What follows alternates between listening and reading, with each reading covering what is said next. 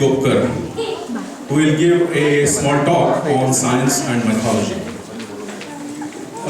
Doctor चिक गोपर यांची रिसेंटलीच वॉरिंग्टन इथे कन्सल्टंट स्पायनल सर्जन म्हणून अपॉइंटमेंट झालेली आहे आणि हा जो त्यांचा विषय आहे सायन्स अँड मेथॉलॉजी याच्यावर त्यांनी ॲज अ हॉबी गेले 20 वर्ष काम केलं आहे आणि has made numerous presentations even at international conferences and has been very well received. So I hope very much that you will also be enticed by this talk. So without any further ado, Tushar. Thank you very much. मी पण पहिल्यांदाच आलो इकडे. गेले 6 वर्ष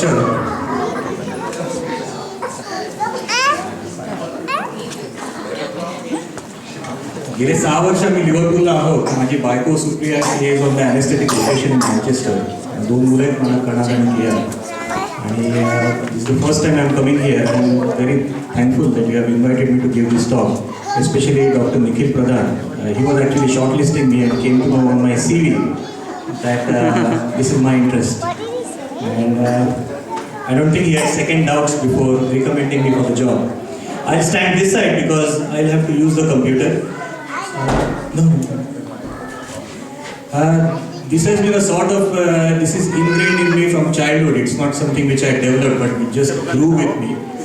Started with some very outlandish things like Eric Montaigne proof that such a thing actually happened, and people then take it as a fantasy. And history actually we tend to believe because there is some evidence to go back to. We can trace it to somebody who has written it. But history actually can be his story. Depends on who tells it and what an angle he creates to it. Troy was mentioned in Homer's Iliad and was supposed to be mythology. And there was a boy called Heinrich Schliemann. And he thought that it is not a mythology, it's history.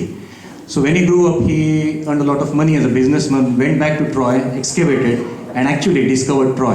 Not only that, he discovered 7 layers of cities. The 6th layer is regarded as Homer's Troy.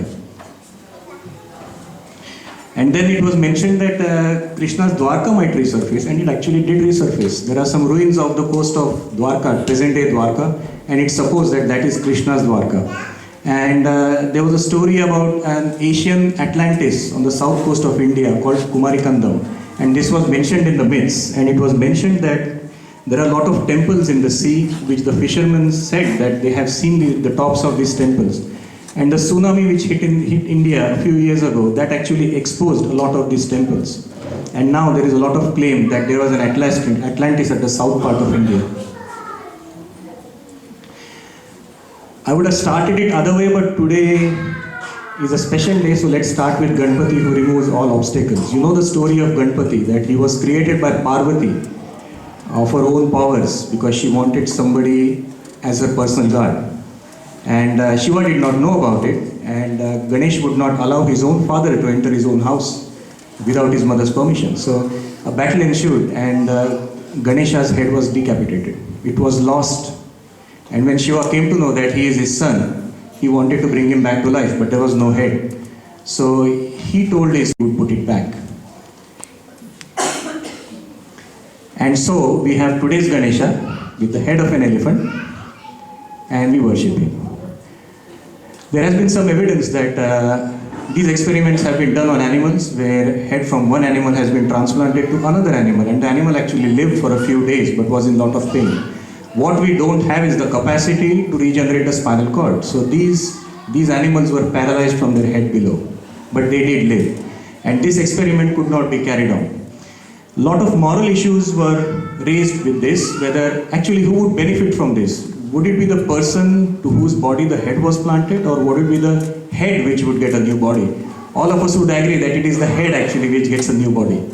So we worship Ganesha, but actually whom do we worship? Is it the elephant or is it the boy created by Parvati? Closer to what we know and what has been proven are flaps for plastic surgeons. Shushruta's forehead flap for reconstructing nose is well known, and it was brought to Europe by the Europeans, the British people who came to India, as the Hindu method, and it's very successful. But this can be traced back to Ramayana. When Shurpanka's nose was cut off, Ravana actually commanded his surgeons to reconstruct her nose, and it was reconstructed. I think as time goes by, we try to find out where we came from and what we are, why are we here. And because everyone believes a lot in evidence, the only evidence we have is from the oldest civilization which has kept these records, which is the Sumerian civilization of Mesopotamia in present-day Iraq. And they have 7 tablets, cuneiform tablets, where they have carved out their history. And it's very simple. It says, when in the heights the heaven had not been named, and below earth had not been called. The story becomes more fantastic, and they say that there was Earth, but there was another planet which actually is part of our solar system but has a very long orbit. So it comes around every 3,600 years, and when it comes into our solar system, it causes a lot of disturbance. That's why every 3,600 years you get cataclysms. And when this planet comes in, it happened 3,600 years ago. When this planet came in, people from those planets actually blasted off a rocket and came to Earth. And they started mining for noble metals, especially gold. Does such a planet exist? Well, various such planets exist. Now there is quite enough proof that we are not alone. We are not privileged to be born on this planet. There are other planets which can support life like life on Earth. Going on with the story, these people who came down, some of them stayed back in the spaceships, and the people who came down, they were basically the working class. They were mining the earth, and they revolted. And they revolted at a time when their high king or their high god was supposed to visit earth. That was after 3,600 years. So they said, we are not going to work because you people are sitting up there in the spaceship enjoying and we are working. So to avoid this, they reached a compromise. And this photograph is important. If you see at the seated god, if you actually make him to stand, he is much larger than the other 2 people. So actually he is a giant. And this will come back to later. So they decided they will create an Adapa or an Adam. And he'll be a lowly animal, looks like a human being, works like a human being, but doesn't have the intelligence of a human being. So he'll do all the work for them and they will enjoy life. And as such, they caught hold of 7 surrogate mothers and they carried out artificial insemination. And actually the book does go on to mention in quite detail what precautions they took for the birth. And the 7 human beings were created, or 7 Adams. And recently I was reading the Gita, and there was a mention of Nar Adam. Nar Adam is one of the type of atheists, people who don't believe in God. And they are supposed to be the lowest of the human beings. And you will now go on and think about Adam, or Adam, as they would call in Arabic, and Adapa, as the Sumerians call. They also mentioned that the first creations or the first experiments were half human beings, half animals, and this is mentioned in the Epic of Gilgamesh. And Gilgamesh went with his friend Enkidu to search for immortality. He was unsuccessful, but Enkidu was half animal, but he was very intelligent. And we know from our mythology that there were intelligent animals present in our histories, in our mythologies, and they actually were as intelligent as human beings. So these low human beings which were created did not have any understanding. They were like animals, so they would roam naked, and that is how they would worship their gods. It's only later on, one of the gods, whose symbol is the serpent, he came and told them that actually, you can become like God. All you need to do is to eat the apple from the tree of life. And that is what they did. And that changed everything. Because then they got the understanding. Next time when God came around, Adam and Eve were wearing clothes. And God realized that now they are equal to me. Was it tree of life is mentioned in most of the mythologies, and I will come and show it on later to you, that it very much resembles the structure of the DNA. And we have genetic manipulation or genetic cloning now. And some diseases can now be treated or made into a better form by just adding the missing part of the gene. Was it something like that? Was the apple a carrier for a small part of the gene which was transmitted to give the intelligence which we did not have? And then we also read about how Adam was put into sleep and a rib was taken out, and from that rib Eve was created. And it's quite detailed description that the skin wound was sutured, Adam was put to sleep. And now we know that cloning is a possibility. The problem only is the morality regarding cloning. Whether we want to clone another human being just so that we can use the organs when our organs die out. And that is the problem today. But it is well proven that cloning is on the way, and some people have actually claimed that cloned human beings are amongst us, we don't know them. And then going back to creation, you read in the Bible that it took God 7 days to create the world as we know it. And then on the 7th day, he took rest. In our mythology, it's the same thing. Brahma creates life again and again. And once when Brahma created life, he went back to sleep. So probably it's the same thing depicted in different mythologies, which we try to separate. But if you study all mythologies in one place, it makes a lot of sense. The Bhagavad Gita mentions about the huge time period in the cosmic life in Brahmaloka, and it amounts to about 4,320,000 human years to make one day, and same for one night. And these will go on to make your yugas as you know them. We are in the last yuga, which is the Kali Yuga, and we have just passed about 5 or 10,000 years. It's still a long time to go.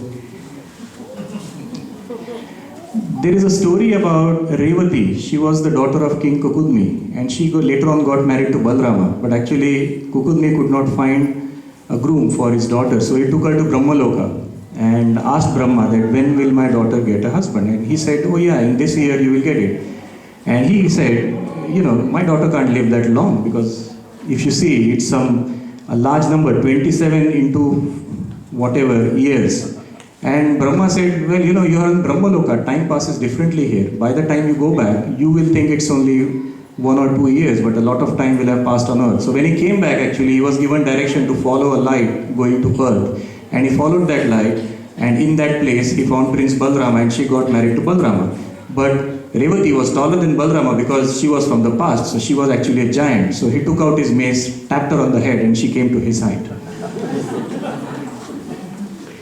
And that is now sort of worked out today with the speed of light. If you travel with the speed of light, Mayer has mentioned how much time it will take for you to come back. And this sort of makes sense with the cosmic time which was mentioned.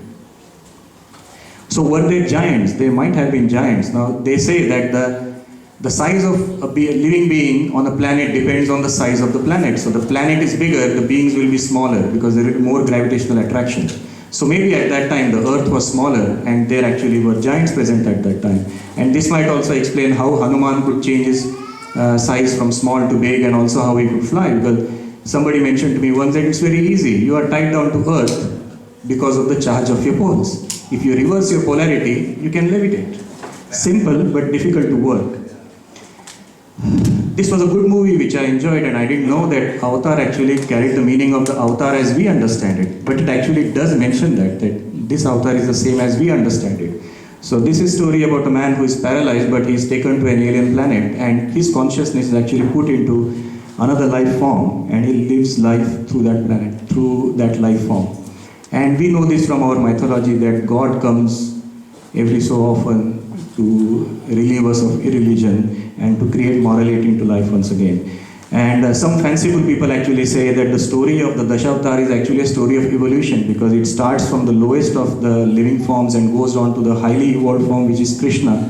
And Krishna is man as we know him today, who plays politics. Rama was much better, and he was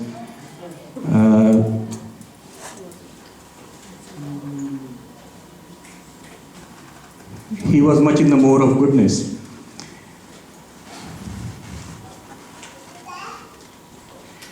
And regarding transfer of soul, whether a person's soul can be transferred into another body, some people say that astral travel is possible. And it is mentioned in our mythologies about the story of Yayati, where he was cursed to become an old man, and he asked one of his sons whether he could exchange his body for 100 years, and one of his sons actually accepted that.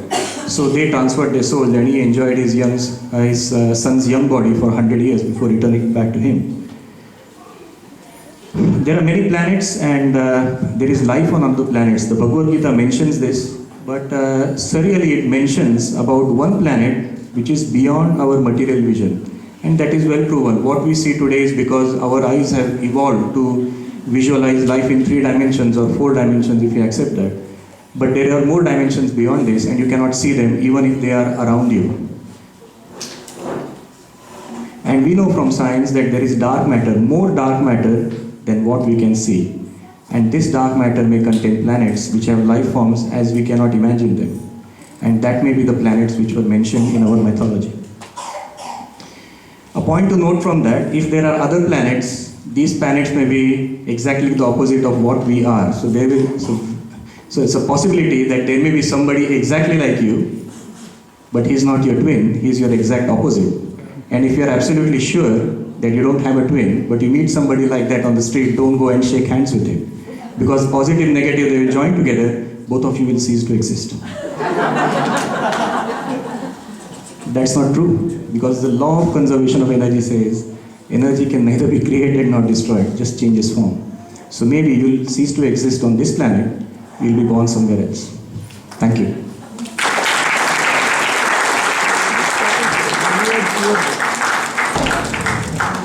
Thank you. Thank you very much.